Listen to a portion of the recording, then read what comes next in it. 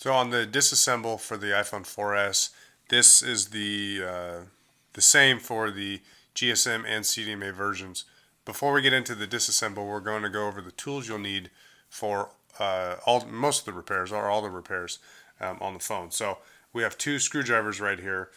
We have our Penelope 5-point or the star screwdriver. That's to remove the two screws at the bottom of the battery door.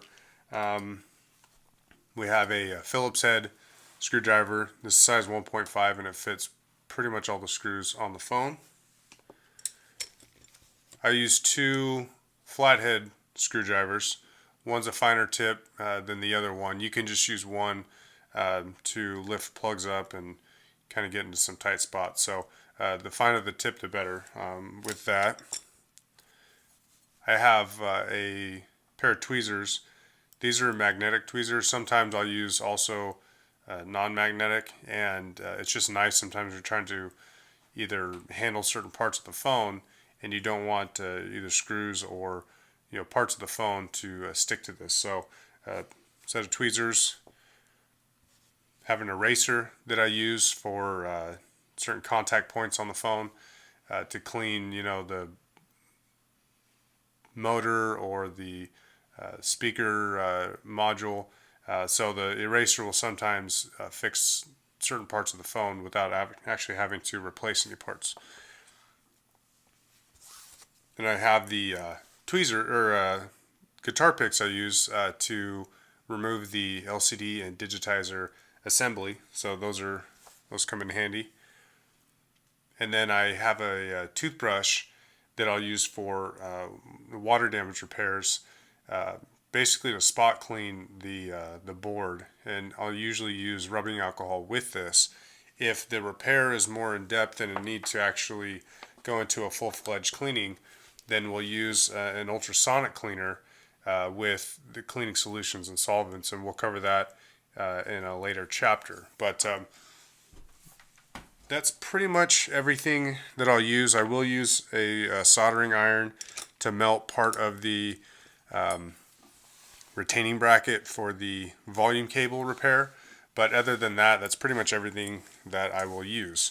So what you'll want to do first before you take the phone apart is power the phone down and remove the SIM tray. So you can use a little SIM ejection tool and it'll pop this tray out, and you can just pull it out and set that aside.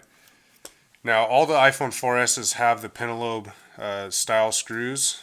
The older version iPhone 4s GSM some of them had Phillips head screws, and then the CDMA and the newer iPhone 4s, they all have the Penelope. So the 4S, you'll remove those two screws, and then we'll just lift and slide upward on the back. Once you get a little separation on that, you can just lift the back off and set that aside. Now we'll cover the battery repair right now.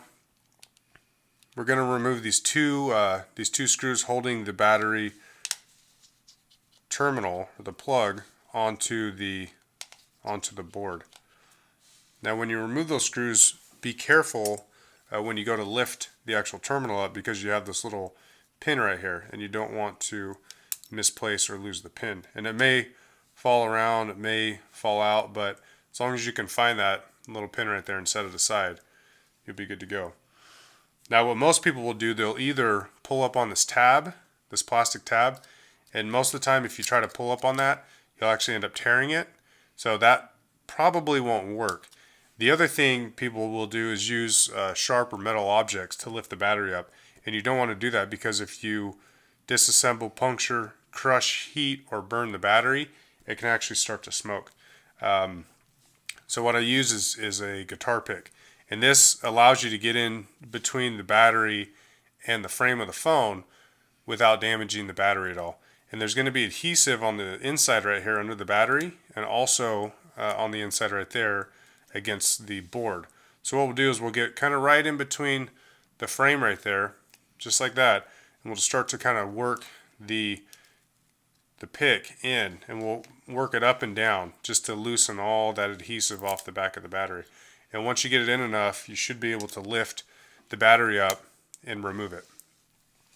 Now, the new battery, the cable may or may not be bent like this.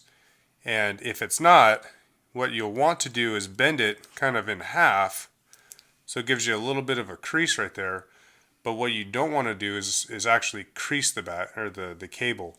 If you crease it, you may damage the cable, and then the battery may not work. So what we'll do, once we get it kind of bent in place, we'll just slide the battery in, and then we'll make sure that the cable right there will slide in the little space between the battery and the board.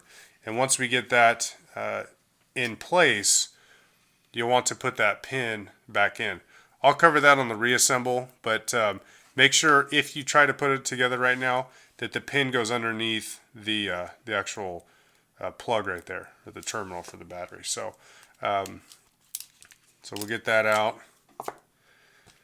Now the other thing you'll notice that I do is I'll actually set everything in order the way I take it out, because the one thing you don't want to have happen is you don't want to take something out, misplace it, or mix the screws up. Because as you'll notice when we start to take this apart, that all these screws are different sizes, and that screw may or may not fit inside of that spot.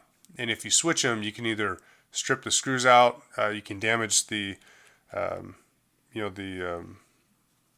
receptors themselves for the screws, and then you may not be able to get any screws in there. So just mind, and be aware of what you're taking out.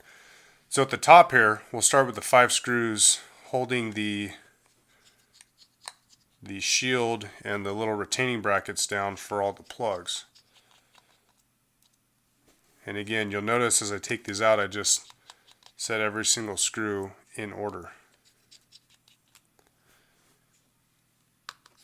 And you'll notice too, my thumb, I use my thumb kind of as a guide just to lay my screwdriver on, so it makes it easier to steady my hand, so I can make it just a little faster to take the screws in and out.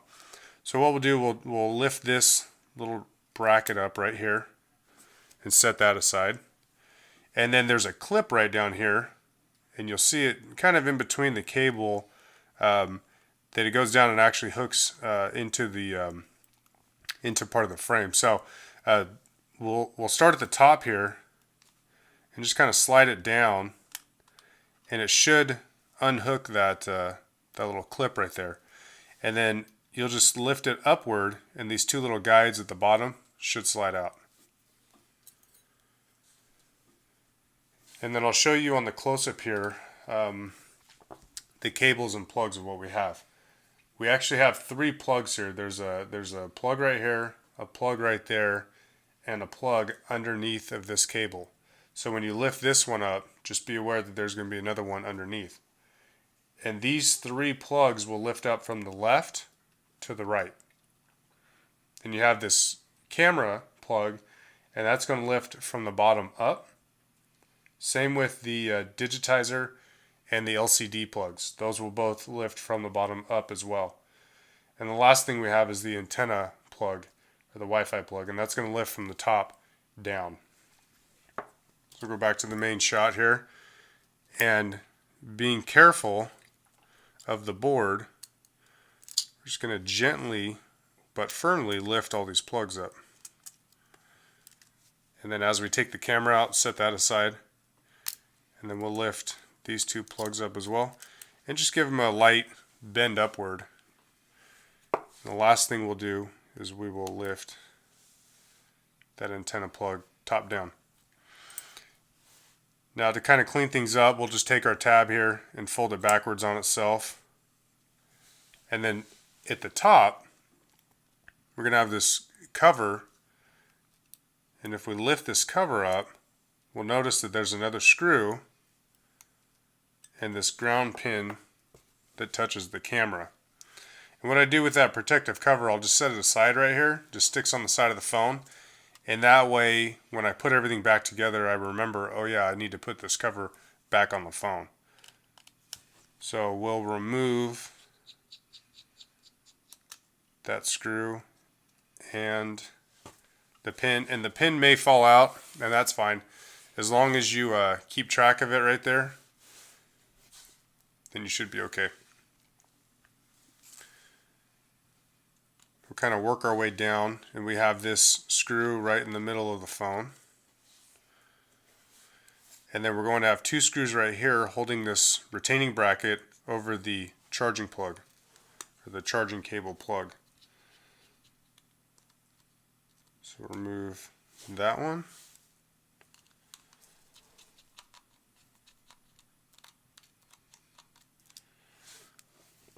And that one. And then we'll lift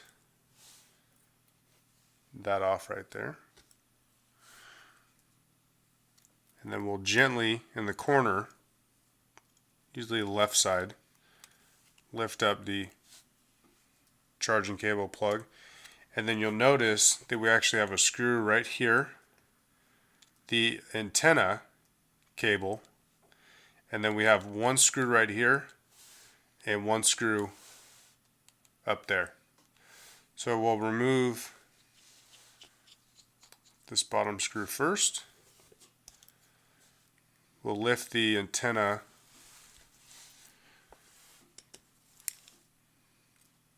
plug, and then once we lift that up, we'll just kind of unwind it from this little metal guide right there.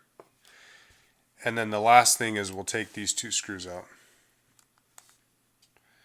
And that's why I say to use a fine tip flathead screwdriver, because these are pretty fine heads, or the little guides for the screw head, and you want to make sure that you get that screwdriver in there without any damage to the board itself. Now, once you check everything and make sure that it's all unplugged and unscrewed and that everything looks good, what I'll do is I'll hold the top right of the board and then gently lift the bottom left, just to kind of wiggle it out and get enough separation to where I can just grab the board and slide it out. And if those cables get hung up or stuck, just grab them with your thumb and move them around, and that should allow you to be able to get the board out.